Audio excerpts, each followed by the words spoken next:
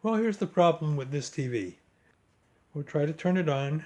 LG blinks for a second and the TV goes right back off. Let's see if we can't take it apart and fix it. Okay, so quite a bit of disassembly to this point. We have 6 LED strips in the TV. We're expecting to find at least one bad LED. That's what it always is when you see those symptoms that were shown earlier. Now, here's the other pieces. You need 2 tables to do this kind of work. A lot of take apart, a lot of spread out. Let's see if we can find the bad LED. Okay, the first way to test these is with a multimeter that has a diode test. Now you can see the diode test because there's a little diode symbol right here. That will work. I'll put the positive probe here on this dot. And I'll put the negative probe here, and you can see that that LED lights. Now we'll move along to the next one. Positive probe. Negative probe, that one lights. And that's how you could test each of these individually. And this is just to prove that it works, but this would be quite tedious to do the whole TV this way. So a better way is to use an LED tester. We have a positive and a negative, so I'll put the negative probe here, and I'll put the positive probe there. The whole strip lights up. So this way makes it very easy. We don't have to test them one at a time. We can test the whole strip. Let's do another one. So there's my positive, negative. The whole strip lights up. Now I've done the whole TV and I found the problem is on this row, the row that has the tape on it. And we'll try the same test on this row.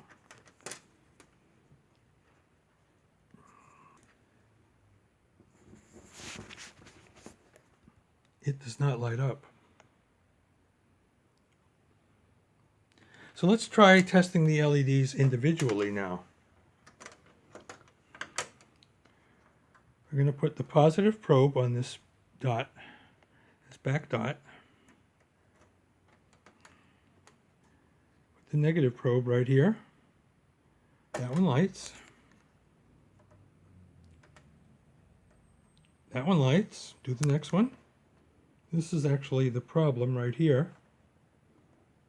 With the LED tester, you get a little blink, and that little blink that you hopefully saw, that's the same blink that you get when we first turned the TV on and you saw the LG logo blink. It's intermittent, but it's right there. The rest of these work pretty reliably. Here's that one.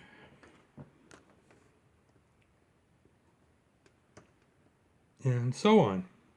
Okay, so we've isolated it to this LED, but that's not the whole story. Now let's go on this same row using the same thing, positive and negative probes, and we'll test these same LEDs. Now I'm particularly interested in this last one. See, it doesn't light. Now unlike the LED tester, the multimeter doesn't have enough power to light the entire strip, but it can do one at a time. And it's going to be a lot dimmer, so that one lit up. We know that's good. But what about this one? This one seems to be, and I can hear the meter beeping, also indicating that there might be drawing too much current. So there's some sort of an intermittent short going on this last one as well. And of course this one I don't expect to light up at all. Let's see what the meter tells us. Nothing, doesn't light. Just to prove that that's going to work, we'll do the one below it. See, that lights. And then we'll go up this strip. quite tedious to do the entire TV if this is all you had, but you could do it. So what we've come down to is we have two LEDs on this row. This one, even though it does not look shorted, usually when you have a shorted LED, that little sun, this like yellow sun right there in the middle, that'll be all blackened and charred.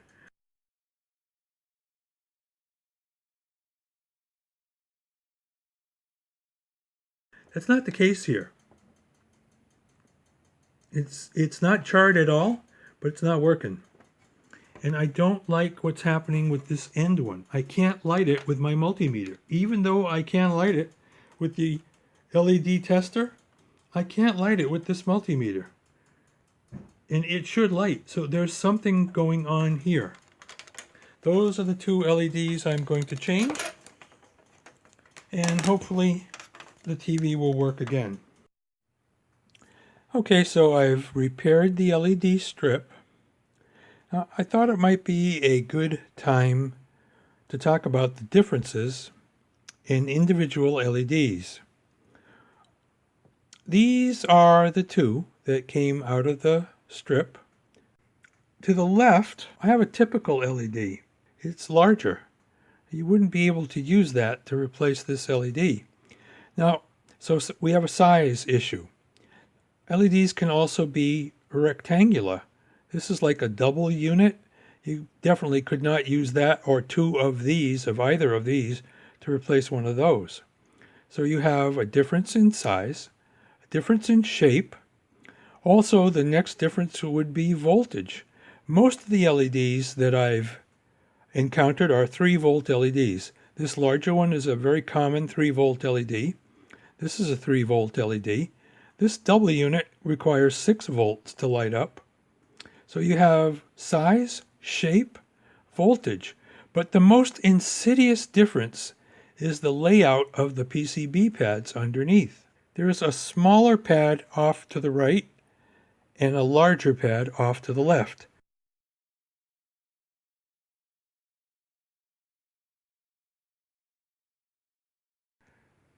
And I've simulated that with these 2 blocks of wood. Now, on the LEDs used in this TV, the smaller pad was your positive connection, and the larger pad was your negative connection. Now, you can have an LED that's exactly the right shape and exactly the right voltage, but it might not work for you because the more common configuration, the smaller pad is negative and the larger pad is plus. And obviously that's not going to work. You can't reverse it and solder it. It just isn't going to work. So you're looking at a size difference, a shape difference, possible voltage difference. Not only that, but also a polarity difference.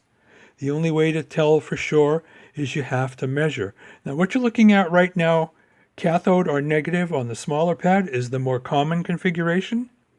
But what we had on this was this polarity, less common, and it was a very small LED.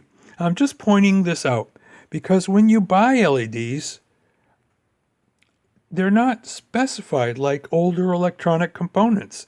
There's really no part numbers on them. You look at a capacitor, there's a voltage rating and a capacitance rating. You look at a semiconductor, and usually there's a part number printed right on the semiconductor. Resistors have color codes. These aren't marked at all. So it's very difficult to get exact replacements. Nevertheless, what I used to do this job was my little oven. I used some solder paste. Now let's test these. Of the 2 bad LEDs, the one that was on the end is what was causing our TV failure. It wasn't lighting up, just would give us that little flash. Let's test it. Lights up now. So that one's all set. Now this one was open, And normally an open LED would cause a slightly darker spot on the screen. This would not normally cause the whole TV to shut off. But we can see it's fixed. It's lighting up now. So all we have to do is re-glue the lens caps, put this back in the TV, and take it from there. Now, where did I get the replacement LEDs for this model? Well, I happen to have a strip of similar LEDs that I had pulled from a Hitachi TV with a bad screen. And they were exactly the same kind of LED, so I was fortunate to have some.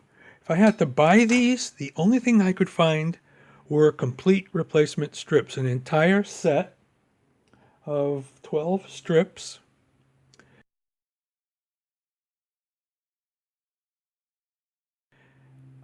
I don't know that anybody would ever want to spend that much money, because this TV was made in 2017.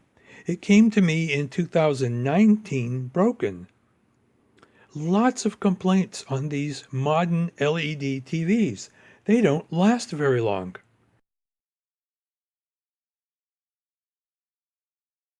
So who would want to spend a bunch of money and go through all this work when you know that no matter what you do, it's going to fail again in short order? If the brand new TV with a brand new set of LED strips only lasted a year and a half or so,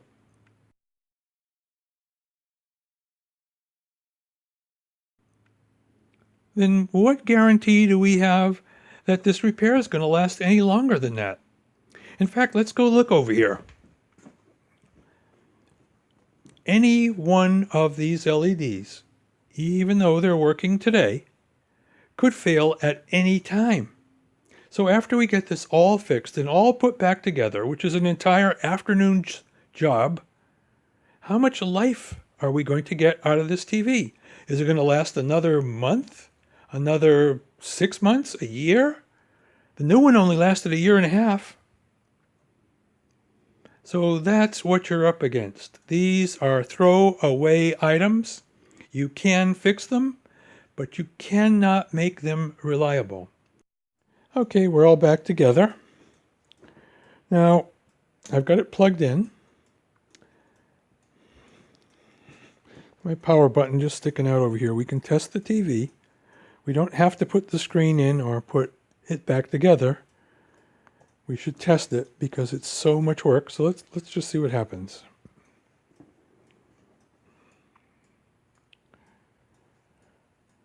Well, they've come on and stayed on. Done this a couple times now.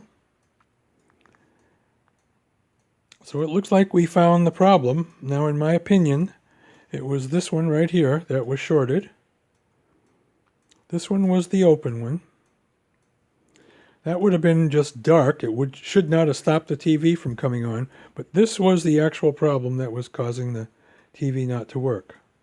So we have about 8 cents worth of LEDs in this repair. We have probably 2 cents worth of glue. So we have a total of 10 cents in parts and materials and a whole afternoon of labor. Now, how long is this going to last? And will we have damaged the screen, or can we put it back together such that it's going to look fairly good? We'll see, and we'll start on that right now. Well, the TV is back together, and it looks pretty good to me, but the repair is not quite finished just yet. We need to go to the main menu, under Picture Settings. Want to make sure that under Picture Mode Settings, Automatic Power Save is turned on.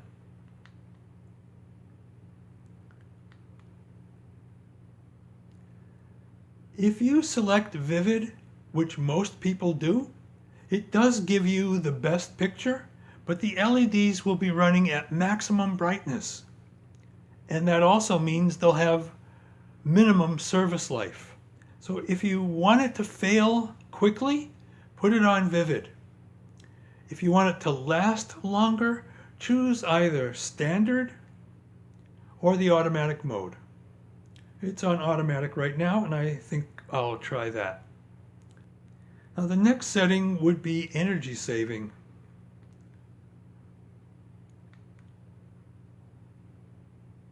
If you turn energy saving off, that almost returns us to a very bright screen and vivid mode again. TV won't last very long here. It looks great, but it's just not going to last very long. The other extreme is maximum energy saving. Way too dark for me.